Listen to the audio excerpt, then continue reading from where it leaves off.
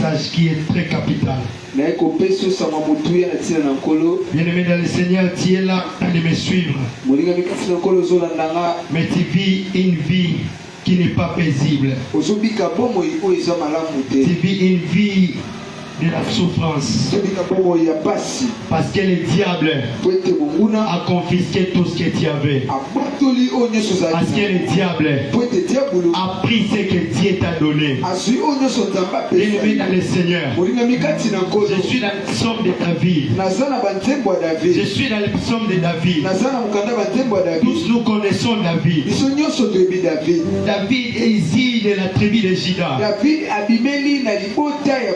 C'est l'une des tribus de Jacob. Ou encore Israël.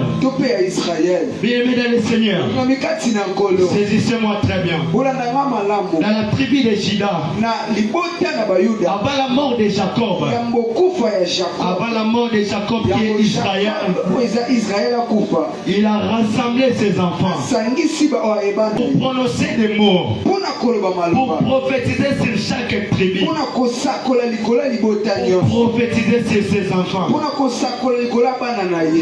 Lorsqu'il est arrivé chez Juda, il a dit à Juda, que Juda, tu recevras les hommages de tes frères. Ta main sera sur la nuque de tes ennemis. Les fils de ton père se prosterneront devant toi. Juda était jeune lion. Tu reviens du carnage, mon fils. Il prend les genoux et se couche comme un lion et comme une lionne. Qui les fera lever. J'aime ces versets. Les versets disent dans le chapitre 49 du livre de Genèse. Chapitre 49, cette ne s'éloignera point de Juda, ni les bâtons des souverains, ni les bâtons souverains d'entre ses pieds. Le sceptre ne s'éloignera point de Juda. Bien-aimé dans le Seigneur, j'étais en train de parler de David. David qui était roi en Israël. Mais David n'a pas la royauté d'une manière de la succession. David n'a pas eu la royauté d'une manière de la succession. Parce qu'avant que David soit roi, il existait déjà un roi qui était Saül, que Dieu lui-même avait établi.